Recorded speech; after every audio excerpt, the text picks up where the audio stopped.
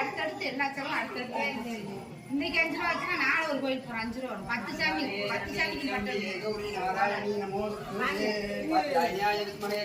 வாங்கயா பாப்பா எல்லாம் 2 பேரும் வாங்கடா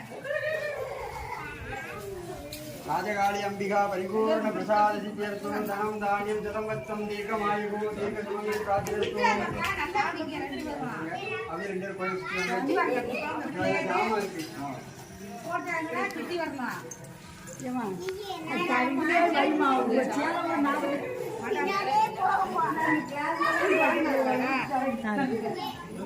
கூழ் வாங்கல கூழ் வாங்கிக்கோங்க நம்மளுக்கு யாரா தூக்காளி வந்தாங்க பாப்பா எங்க போயிருவாங்க